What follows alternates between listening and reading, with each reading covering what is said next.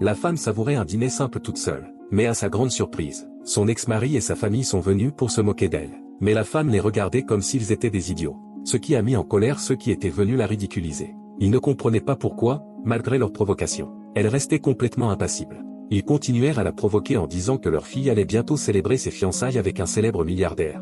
Et n'oublièrent pas de remercier la femme de leur avoir donné toute sa fortune. Mais ce qu'ils ne savaient pas, c'est que tout cela était un plan de la femme. Le jour des fiançailles, la femme apparut soudainement sur place, ce qui enragea immédiatement l'ex-mari et sa famille. Ils hurlèrent que la femme n'avait pas le droit de participer à une fête de ce niveau, car à leurs yeux, elle n'était maintenant qu'une mendiane. Et toute sa fortune avait été volée, par eux grâce à des manipulations. La fille appela même les gardes de sécurité pour faire sortir la femme. Mais à la seconde suivante, une voix cria « Arrêtez !» C'était le fiancé de la fille qui venait d'arriver.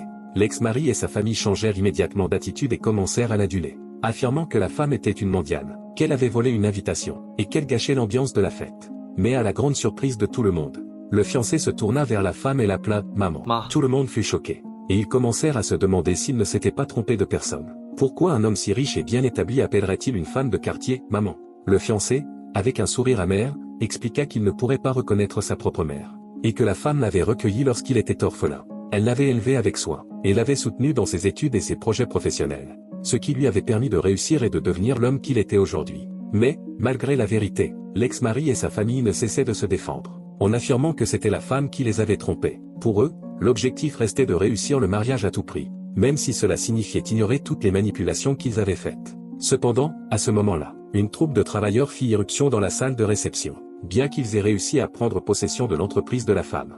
Ils ne savaient pas du tout comment la gérer. Les mauvaises décisions et les erreurs de gestion avaient conduit l'entreprise à la faillite. Les travailleurs étaient venus réclamer leurs salaires impayés. Pendant ce temps, l'ex-mari n'arrêtait pas de blâmer la femme, l'accusant de manipuler l'entreprise. Il refusait de reconnaître sa propre incompétence en gestion. La fille, quant à elle, accusa la femme de mener une vie dépravée, et d'avoir eu un enfant illégitime. Mais la réponse qu'ils reçurent fut l'ironie la plus cruelle de la part du fiancé. Il expliqua qu'il avait été adopté par la femme, et qu'elle lui avait tout appris, depuis l'école jusqu'à l'entrepreneuriat.